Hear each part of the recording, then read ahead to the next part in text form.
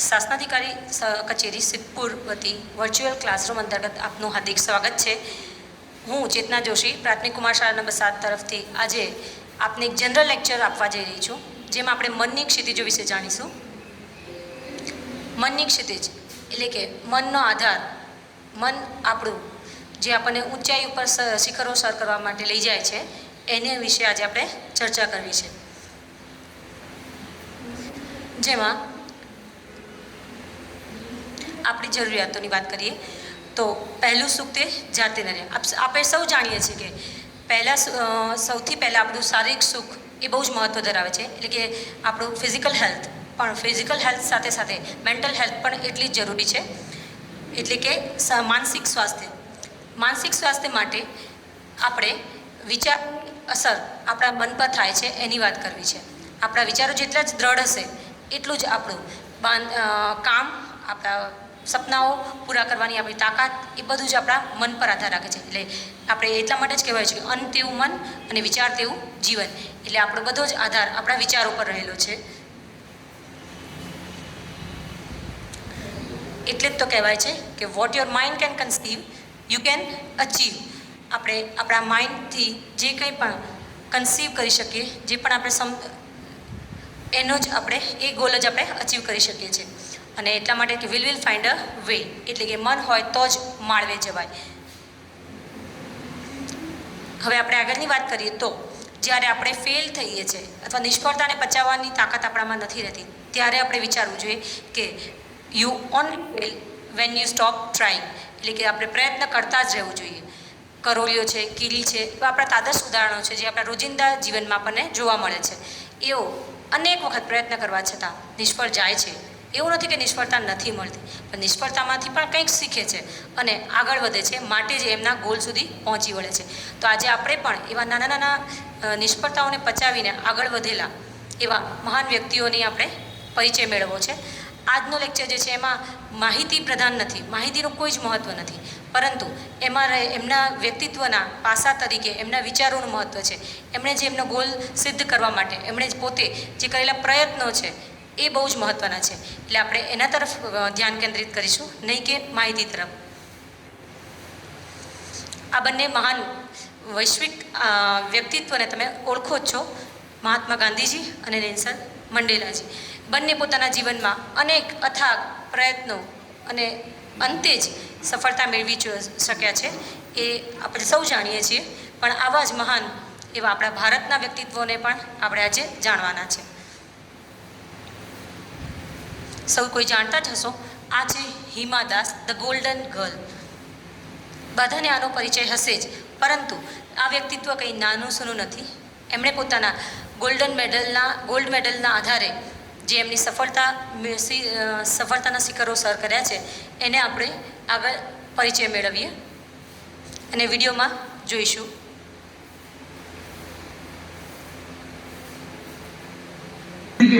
Indian cricket team के हर एक खिलाड़ी को शायद बच्चा जानता होगा, पर आज हम उस सितारे की बात करने वाले हैं जिसकी न्यूज दिखाने के लिए कोई मीडिया वाले दिख नहीं रहे और ना ही इतने चर्चे हैं, पर 5 गोल्ड मेडल और इतनी सारी कठिन सिचुएशन, शायद हमें उनके बारे में और जानना चाहिए. दोस्तों, मैं रिक्वेस्ट करना चाहूंगा कि एक फनी वीडियो कम देखना, पर 4 से 5 मिनट देके इस वीडियो को पूरा जरूर देखें. दोस्तों, मैं बात करने वाला हूँ इंडिया की रफ्तार गर्ल, इंडिया की गोल्डन गर्ल हिमा दास के बारे में.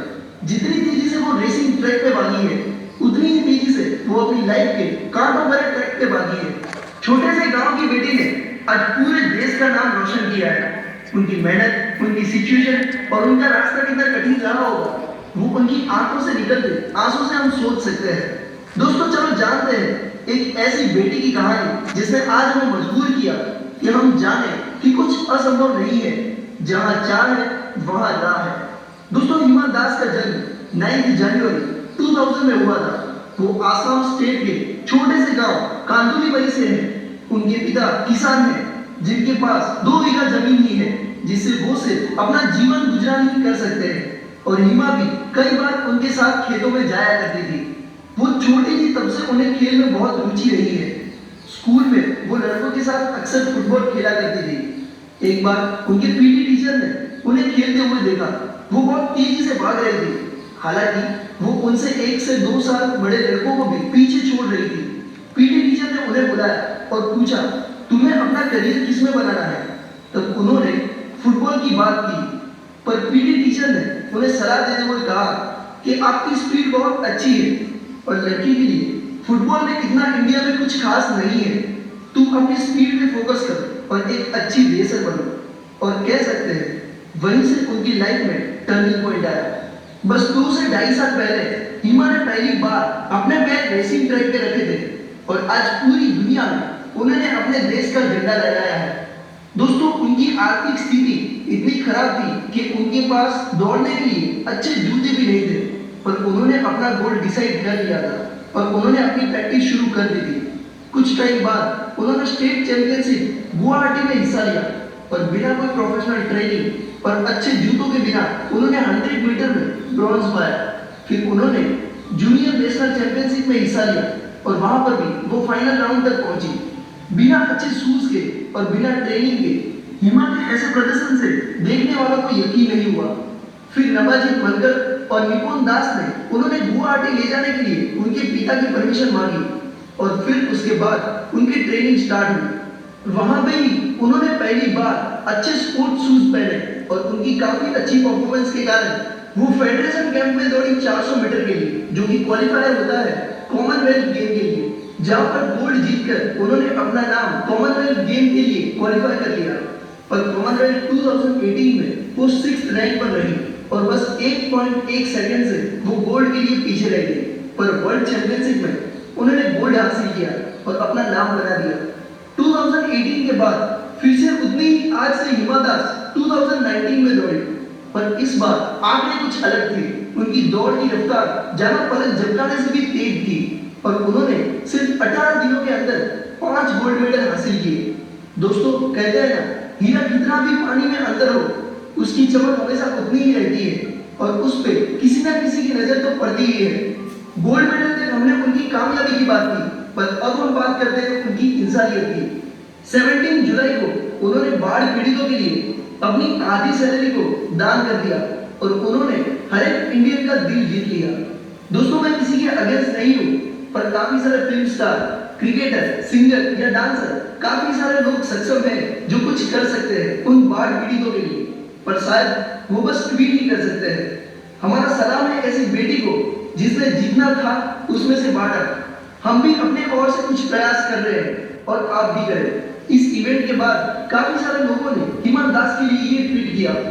दोस्तों, ये थी हिमा दास की रोचक भरी कहानी। हम बड़े बड़े साइंटिस्ट, क्रिकेटर और फिल्म स्टार की स्टोरी तो बहुत शेयर करते हैं। चलो आज इस हवाई परी की स्टोरी को हम शेयर करते हैं, लोगों तक पहुंचाते हैं, ताकि लोग जाने कि ये कौन है। આપણે હિમા દાસ વિશે સાંભળ્યું, પરંતુ આપણને ખ્યાલ છે કે એમણે પોતાના દોડ માટે એમની પાસે સારા એવા બૂટ પણ નહોતા, જ્યારે એમને હવેથી એડિડાસ કંપનીએ પોતાના બ્રાન્ડ એમ્બેસેડર જાહેર કર્યા છે. તો આપણા માટે પણ ગર્વની વાત છે અને વિચારોનું મહત્ત્વ, એમના પોતાના નિર્ણયનું મહત્ત્વ કેટલું છે આપણે જાણી શકીએ છીએ. હવે આપણે એક નેક્સ્ટ પર્સનાલિટીને જોઈએ છે સેમ માણેક શો, ફિલ્ડ માર્શલ. હવે ફિલ્ડ માર્શલ છે એ એવી એક પદવી છે કે જેમાં બહુ જ લશ્કરી લેવલ પર જોવા જઈએ તો એ સૌથી લશ્કરી લેવલ પર જોવા જઈએ તો એ સૌથી ઉચ્ચ પદવી ગણાય છે. એવી ભારતમાંથી આ મેળવનારા એક માત્ર ફિલ્ડ માર્શલ ઓફિસર છે, જેમના વિશે આપણે એક વિડીયો જોવાનો છે.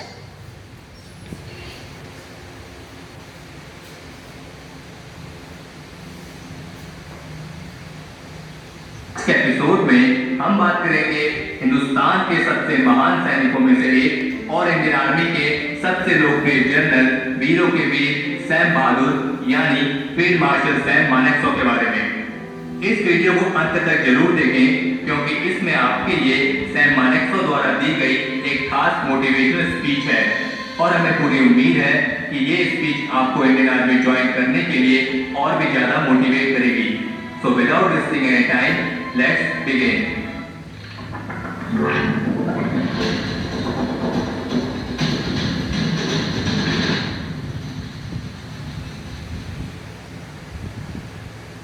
Field marshal Sam Manekshaw Indian army के उन बेहतरीन ऑफिसर्स में से एक हैं जिनकी जितनी तारीफ की जाए उतनी कम है।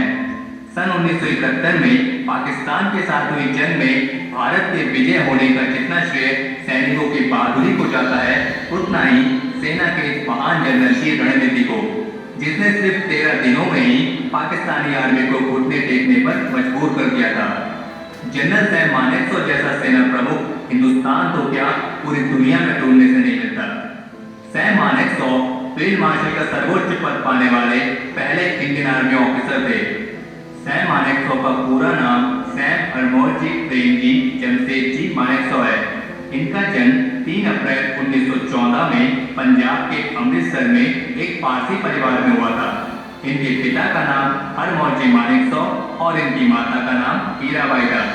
इनके पिता डॉक्टर थे और सैम मानेकशॉ भी बचपन में डॉक्टर बनना चाहते थे। इन्होंने पंजाब और नैनीताल स्थित शेरवुड कॉलेज से शिक्षा प्राप्त की और कैम्ब्रिज बोर्ड के स्कूल सर्टिफिकेट परीक्षा में डिस्टिंक्शन हासिल किया। 15 साल की उम्र में इन्होंने अपने पिता से लंदन भेजे जाने के लिए आग्रह किया, क्योंकि ये वहां जाकर स्त्री रोग विशेषज्ञ बनना चाहते थे। लेकिन इनके पिताजी ने ये कहकर मना कर दिया कि वे अभी छोटे हैं और लंदन जाने के लिए कुछ और समय इंतजार करें। तो उन्होंने अपने पिता से बगावत करते हुए देहरादून स्थित इंडियन मिलिट्री एकेडमी IMA के प्रवेश परीक्षा में बैठने का फैसला किया और वे इस परीक्षा में सफल भी हुए। इसके पश्चात वे 1 अक्टूबर 1932 को इंडियन मिलिट्री एकेडमी देहरादून में चयनित हुए और 4 फरवरी 1934 को एकेडमी से पास आउट होकर ब्रिटिश इंडियन आर्मी में सेकंड लेफ्टिनेंट बने और यहीं से उनके शानदार मिलिट्री करियर की शुरुआत हुई। सैम मानेकशॉ IMA के उस फर्स्ट बैच के कैडेट थे जिन्हें पायनियर कहा जाता है। अब बात करते हैं इनके मिलिट्री करियर के बारे में। सैम मानेकशॉ का शानदार military career British Indian army से प्रारंभ हुआ और उनका ये करियर लगभग पूरे 4 दशकों तक चला। दूसरे विश्व युद्ध के दौरान सैम मानेकशॉ ने 12वीं फ्रंटियर फोर्स रेजिमेंट के साथ बर्मा में मोर्चा संभाला और अपनी वीरता का परिचय दिया, जिसके बाद उन्हें उनकी बहादुरी के लिए सम्मानित भी किया गया। इस युद्ध के दौरान Sam Manekshaw British Indian army में कैप्टन थे और इसी युद्ध के दौरान जापानियों का बहादुरी से मुकाबला करते हुए उनके पेट में गोलियों की बर्फ भी लग गई थी, जिससे वे बुरी तरह से घायल हो गए थे और सबको यकीन था कि इतनी बुरी तरह से घायल होने के बाद सैम मानेकशॉ जिंदा नहीं बच पाएंगे। लेकिन डॉक्टर के पास उन्हें उपचार के लिए ले जाया गया और उपचार के बाद वे धीरे धीरे ठीक होने लगे। ब्रिटिश डिविजनल कमांडर उनकी वीरता से इतना प्रभावित हुआ था कि युद्ध भूमि में ही अपना मिलिट्री क्रॉस उतारकर उन्हें सम्मानित कर दिया था। सन 1947 में विभाजन के बाद उनकी मूल यूनिट 12वीं फ्रंटियर फोर्स रेजिमेंट पाकिस्तानी सेना का हिस्सा हो गई, जिसके बाद उन्हें 16वीं पंजाब रेजिमेंट में नियुक्त किया गया। इसके पश्चात उन्हें 30वीं बटालियन और 5वीं कोर राइफल में नियुक्त किया गया। 1947 और 48 के जम्मू कश्मीर अभियान के दौरान भी उन्होंने युद्ध निपुणता का परिचय दिया और एक इन्फेंट्री ब्रिगेड के नेतृत्व के बाद उन्हें मऊ स्थित इन्फेंट्री स्कूल का कमांडेंट बनाया गया और वे 8वीं कोर राइफल और 61वीं कैवलरी के कर्नल भी बने। अपने मिलिट्री करियर के दौरान उन्होंने कई महत्वपूर्ण पद संभाले। सन 1963 में उन्हें आर्मी कमांडर के पद पर नियुक्त किया गया और उन्हें पश्चिमी कमान की जिम्मेदारी सौंपी गई। सन 1964 में उन्हें ईस्टर्न आर्मी के general officer commanding in chief यानी GOC-in-Chief के तौर पर शिमला से कोलकाता भेजा गया। इसी दौरान उन्होंने नागालैंड से आतंकवादी गतिविधियों का सफलतापूर्वक सफाया किया, जिसके स्वरूप उन्हें सन 1968 में पद्म भूषण से सम्मानित किया गया और अंततः सन 1969 में उन्हें भारतीय सेना का प्रमुख बनाया गया और इसी दौरान उन्होंने सन 1971 के भारत पाकिस्तान युद्ध में भारतीय सेना का नेतृत्व किया। उनके शानदार राष्ट्रीय सेवा के फलस्वरूप भारत सरकार ने मानेकशॉ को सन 1972 में पद्म विभूषण से सम्मानित किया और 1 जनवरी 1973 को उन्हें फील्ड मार्शल का पद दिया गया। 15 जनवरी 1973 को उन्होंने सक्रिय सेवा से संन्यास ले लिया, पर चूंकि फील्ड मार्शल कभी रिटायर नहीं होते, इसलिए वे आजीवन देश के सर्वोच्च सैन्य पद पर बने रहे। सेना से रिटायर होने के बाद फील्ड मार्शल सैम मानेकशॉ कई कंपनियों के बोर्ड पर इंडिपेंडेंट डायरेक्टर रहे और कुछ कंपनियों के अध्यक्ष भी रहे।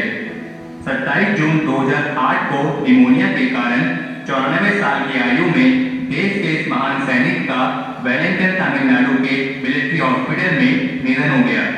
फील्ड मार्शल सैम मानेकशॉ सिर्फ डिफेंस एस्पिरेंट्स के लिए ही नहीं बल्कि पूरे देश के युवाओं के लिए भी एक प्रेरणा का स्रोत है।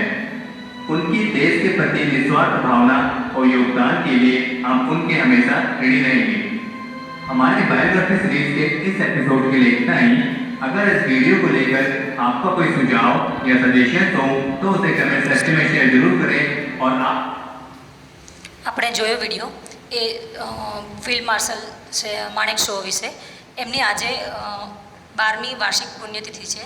એ સંદર્ભે આપણે એમને આજે ખૂબ ખૂબ શ્રદ્ધાંજલિ અર્પીએ છીએ. હવે આપણે નેક્સ્ટ પર્સનાલિટી છે આજના આપણા છે તાન્યા શેરગિલ. એમનું મહત્ત્વ શું છે, એમના વિચારોનું મહત્ત્વ શું છે? એ પોતે ફેમિલી બેકગ્રાઉન્ડમાં મિલિટરી બેકગ્રાઉન્ડ ધરાવે છે, પરંતુ અત્યાર સુધીમાં ક્યારેય કોઈએ હાસિલ ન કર્યું હોય એવું એક એમને અચીવમેન્ટ હાસિલ કર્યું છે. જેમ કે એમને જે પરેડ, આપણે આર્મી ડે ઉપર જે પરેડ થાય છે બાળકો, એ પરેડમાં તેમણે પોતે પુરુષોની એટલે કે એક મહિલા તરીકે પ્રથમ એવા મહિલા છે કે જેમને એક પુરુષની ટીમને લીડ કરી છે અને પરેડ કરાવી હતી. એ બદલ એમને ખૂબ અભિનંદન પ્રાપ્ત થયા હતા અને એ ભારતની પ્રથમ મહિલા છે. એ બદલ આપણને પણ એમનો ગર્વ છે. આપણે એમના વિશે પણ એક વિડીયો જોઈશું.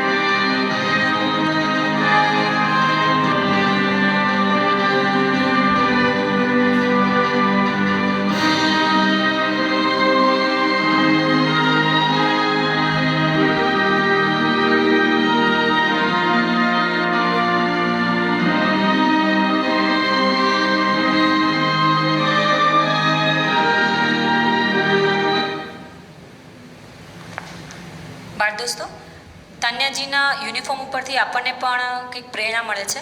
તો એવી જ પ્રેરણા એમણે પોતાના પિતાજી અને દાદાજીના યુનિફોર્મને જોઈને જ મળી હતી અને એટલે જ એમણે નક્કી કર્યું હતું કે એમણે આર્મી ફિલ્ડ જોઈન કરવું છે અને એટલા માટે જ એમણે આર્મી ફિલ્ડ જોઈન કર્યું. હવે આપણે અત્યારે દેશના એવા મહાન વ્યક્તિત્વને તો જોયા, પણ હવે આપણે આ લોકલ એવા એક વ્યક્તિત્વને આપણે જાણીએ જ છીએ જોકે, પણ એમને આજે થોડાક વધુ નજીકથી જોવા જઈએ. તમે બધા ઓળખતા જ હશો કોણ છે આ? બધા ઓળખતા જ હશો, બળવંતસિંહ રાજપૂત સાહેબ. અત્યારે આપણે એક સક્ષમ ઉદ્યોગપતિ તરીકે એમને આપણે જોવાના છે. જેમનો જન્મ સિદ્ધપુરમાં 17 ઓગસ્ટ 1962ના રોજ થયેલો છે અને એમણે વતનને વફાદાર રહીને અહીંયા એમનું કાર્યભૂમિ બી કાર્યક્ષેત્ર અહીં જ રાખ્યું છે. પ્રાથમિક શિક્ષણ એમને ચોરાપા સ્કૂલમાં અને એલએસ હાઈસ્કૂલમાંથી મેળવ્યું છે. એમના ઉદ્યોગની શરૂઆત બહુ જ નાના પાયે થયેલી. એમણે ટી સ્ટોલ એટલે કે ચા સોપારીના નાના એવા ઉદ્યોગથી શરૂઆત કરી અને હાલમાં એ પોતે ગોકુલ ગ્રુપના 254 કરોડના વાર્ષિક ટર્નઓવરથી એમની સફળતાના શિખરો સર કર્યા છે અને હાલમાં પોતે જીઆઈડીસીના ચેરમેન પણ છે. તો પોતે જન્મભૂમિનું ઋણ ચૂકવવા માટે વારંવાર દરેક જરૂરિયાતમંદને તેઓ પોતાનું દાન પણ આપતા રહે છે અને પોતાનો સહયોગ પણ આપતા રહે છે. આજે એમને પણ આપણે યાદ કરીએ છીએ. અને આજે આ સિવાય ઘણા એવા વીર પુરુષો છે જે મહાન વ્યક્તિત્વ છે કે જેને આપણે આસપાસ જોતા બી આવ્યા છે, પણ કદાચ એમની નોંધ પણ ના લેવાતી હોય, પણ આપણે એમને પણ બધાને યાદ કરીએ છીએ. અને અસ્તુ જય